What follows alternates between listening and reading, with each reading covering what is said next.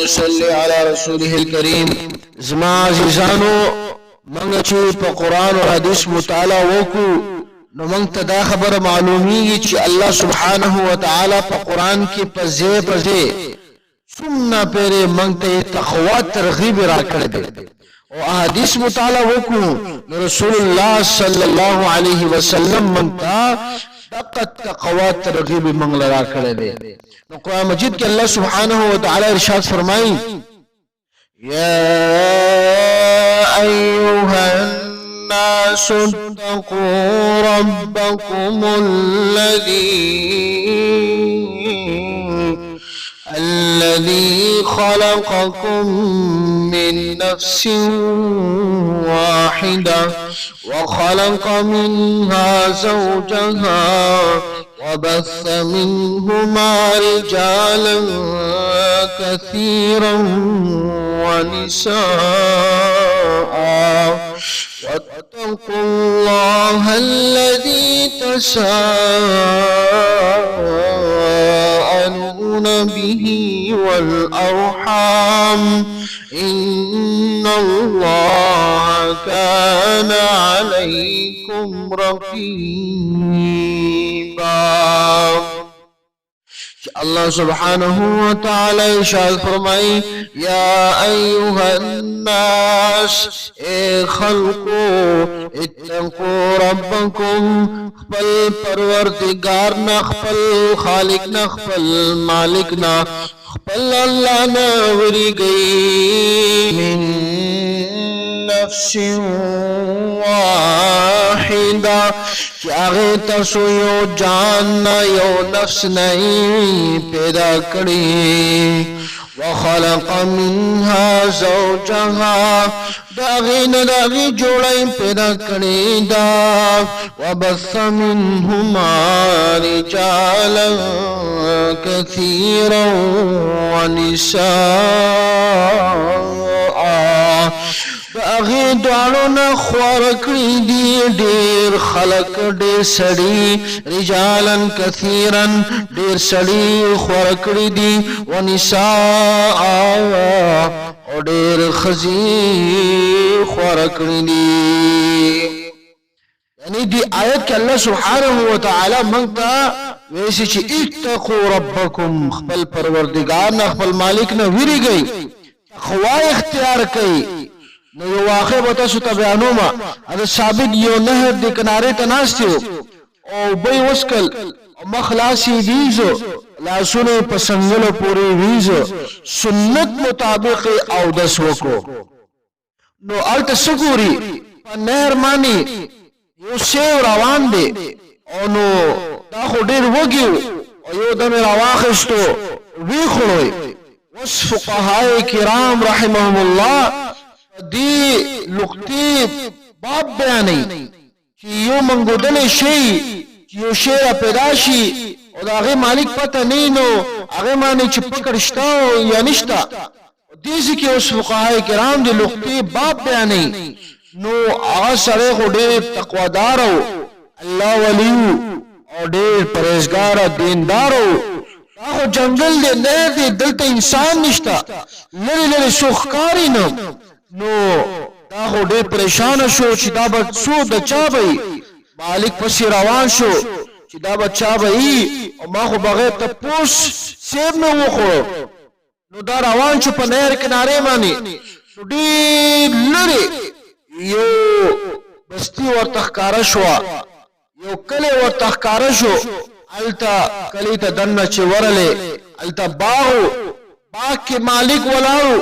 مالک تو ویل چې ما یو سیب خړلې ده او ستا دی باغ بئی نو یا بدل سیب درکم یا دا غي قیمت بدل درکم ما معاف کا. نو مالک ورته ویل چې دو شرطونه دي پوره کړه به به سیب معاف کم ورنه سیب زنه معاف کولای شم. اولنې شرط دا چې یو عرصه یو مدت زما دی باغ کې به خدمت کې نو به به زتا معاف کوم. آغا سڑے کم چی مالکو آغا دیر دی سڑی نا متاثر شو خدا خو چی دیندار دے متقی دے پریزگار دے چی یو سیب پسی دمنا لری زین راغلی دے او به چې کله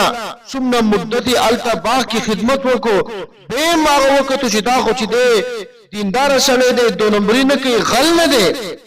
نو به ورته بل شرط ویل چې بل شرط دا دی چې زما یو لور ده د سترګو نه ړنده ده وغوړو نه کڼه ده او د ژبې نه چاړی ده د لاسو خپو نه شله ده چې ته زما د هغې لور سره نکاح دې وکړو نو بیا به دې سیب معاف کړم چې نکاح دې ونه کړو بیا سیب نه شم معاف کولی نو دا سړی خو ډېر الله والا سړی و تقوادار و پرهیزګار و او یو دمې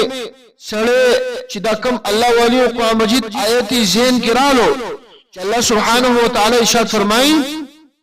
وَإِذَا جَاءَ أَجَلُهُمْ لا يستغفرون ساعة ولا يستقدمون جب کسی کو موت آ جائے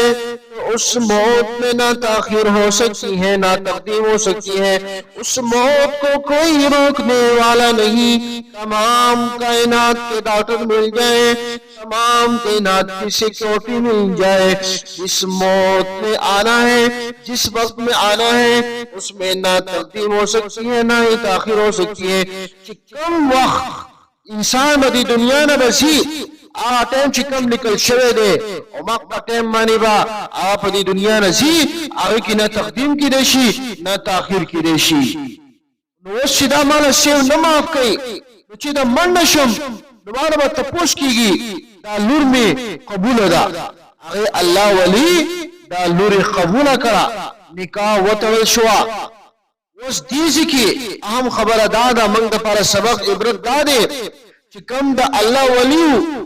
دی سڑی نہ کاروبارو نہ بزنس مینو نو دلتا چی کم مالک دے باغ مالک آغا مالدار سڑے دے آغا وشتا نہ گوری چی دا کم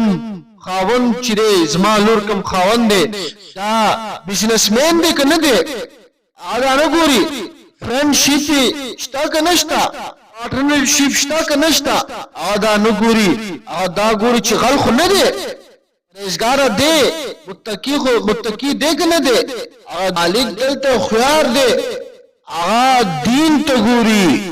دنیا تا نگوری دا گوری چی خاون کی اس نے اخلاق شتا کہ نشتا چی دا غلق نہ دے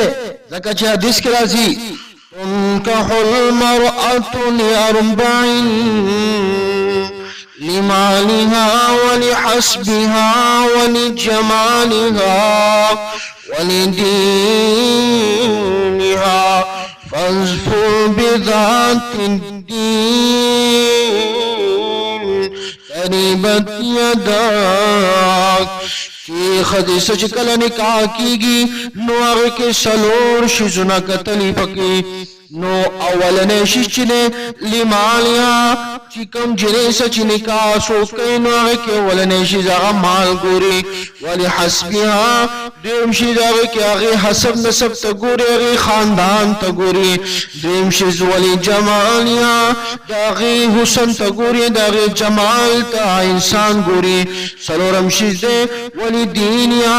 آگے دین تگوری چی دین پکشتا یا نشتا منز کئی کنر من نکئی شریعت تعلیمات مانی عمل کئی کنکی اخپل والدین قدر کئی کنکی دا اخپل خاون قدر پیجنی کن پیجنی اخپل خاون حقوق پیجنی کن پیجنی فاظفر بذات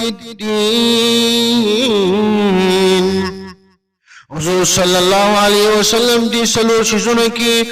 یوشی چی داغی انتخابوں کو اویل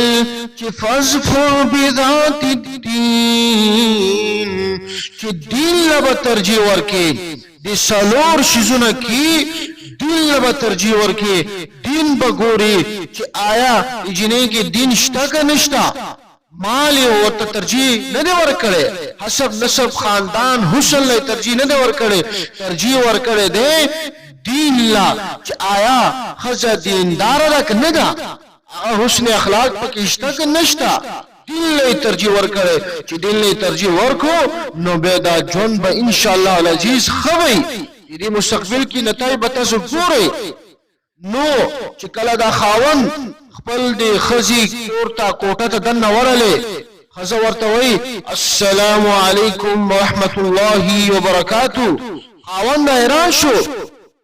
چې دا خو د سترګو نه برابر ده دا خو د غوغون نه برابر ده سترګو نه برابر زکه ده چې ما ته خو نیغ ګوري او غوغون نه برابر زکه ده چې دا خو د دیغو زما چې کم قدمونه احاټو دیغو واوریدو او دا د جبې نه خو برابر ده ځکه چې ما ته سلام وکړو او دا خو د خپو لاسونه برابر ده ځکه چې دا خو نیغه وردی ده او دا خاوند ډېر حیران شو او دا را واپس شو جری ورته وی خاوند چېرته ځې هغه ورته وی چې ته خو زما ښځه نه یې ستا پلار زما شخر خو ویل چې زما لور هغه د غوغونو نه کڼه ده نو ته خو د برابر یې او زما څخه ستا پلار ویل چې هغه د سترګو نه ړنده ده او زما څخه ستا پلار ویل چې هغه د ژبې نه چاړی ده زما څخه ستا پلار ویل چې هغه د خپو لاسونو نه هغه شله ده ته خو هر څه نه برابر یې هر څه بالکل خو ستا صحیح سالم دي جنۍ ورته وی خاونده زما پلار چې تا ته ویل چې زما لور خپو باندې شله ده خاونده زما پې الله رب العزت ذات قسمي چې کله نه زه بالغه شوې ما د خپل خپو باندې خپل قدم د کور چوکر نه مې بار نه دی ایښی ما د خپل قدم خپل خپې چې دا غلط لارې باندې مې نه دی استعمال کړي ما د خپل خپې خپل قدم صحیح لارې باندې مې استعمال کړي دي او زما پلار دا ویل چې زما لور سترګو نه ړنده ده زما پې الله رب العزت ذات قسمي چې کله نه زه بالغه شوې ما د سترګو غلط استعمال مې نه دی کړی د سترګو نه مې پردي سړي ته مې نه دی کتلی د سترګو نه مې پردي هلک ته مې نه دی کتلی د سترګو نه مې بدنګاهي نه کړې د سترګې بدنګاهي نه کړې زما سترګو هغه بدنظري نه کړې غلط استعمال مې نه دی کړی موبایل کې مې غلط شیزونه غلط فلمونه وران فلمونه هغه په دې سترګو مې نه دی لیدلي ما د سترګو خو صحیح استعمال کړی دی ما د سترګو غلط استعمال نه دی کړی زما پلار چې تا ته ویل چې زما لور هغه د ژبې نه چړی ده زما پې الله رب العزت ذات قسمي چې کله نه زه بالغه شوې ما د ژبې نه وران خبره نه ده کړې ما د ژبې نه خپل مور او پلار ته کنځلې نه دي کړې ما د خپل ژبې نه د چا حقوق حق تلفي نه کړې ما غیبت نه دی کړی ما حسد نه دی کړی ما چا ته کنځلې نه دی کړې او زما پلار چې تا ته ویل چې زما لور دا غوغونو نه کڼه ده نو ما د الله رب العزت ذات قسمي زما د غوغونو ته د پردي کس آواز نه دی راغلی زما د غوغونو ته پردي هلک آواز نه دی راغلی زما د غوغونو ته اجنبي کس آواز نه دی راغلی ما د غوغونو ته غانې آواز نه دی راغلی ما د غوغونو غلط استعمال مې نه دی کړی ما د غوغونو ښه صحیح استعمال مې کړی پوزیټیو استعمال مې کړی نیگیټیو استعمال مې نه دی کړی زما پلار تا ته ویل چې زما لور د خپو نه شله ده زما پې الله رب العزت ذات قسمي چې کله نه زه بالغه شوې ما د خپو بالکل صحیح استعمال کړی دی لہذا زه ستا ښځې نه ته خفه کېږم نو دې نه وروسته د دواړو نکاح وشوه الله چې دې دواړو له کوم اولاد ورکو اولاد نن امام اعظم ابو حنیفه رحمت الله علیه نوم باندې یادېږي چې پوره دنیا کې هغې مقلدین ګرځي نو دا چې کوم ښځه دومره متقیه پرهیزګاره حسینه جمیله ښځه چې الله هغې ولی او متقي پرهیزګار سړي له دینداره سړي له چې کوم ورکړه دا د هغې یو عمل نه ورکړه چې هم سیب یې هغې خوړلو د سیب مالک پسې وګرځېدو محنت یې وکړو مجاهده یې وکړه تقواداره سړی دینداره سړی پرهیزګاره سړی او دا کمال چې الله ورکوي खुद दे पारा हो दे कमाल द पारा मेहनत पकार दे मुजाहदा पकार दा इंसान ची कला मुजाहदा वकी मेहनत वकी अल्लाह सुब्हानहु व तआला वाला कमाल वर्कई। अल्लाह सुब्हानहु व तआला मंगा गुणता अमल तौफीक रखी व मा अलैना इल्लल बलाग। दोस्तों, नेकी की बात आगे पहुंचाना सदका जारिया है, इसीलिए इस वीडियो को जितना हो सके शेयर करें और नीचे कमेंट में अपनी राय से हमें आगाह करें। अरे नाजरीन, आप ऐसे ही जा रहे हैं, हमारी वीडियो को लाइक और शेयर तो कर लीजिए और हमारे चैनल को सब्सक्राइब तो आपने किया ही नहीं।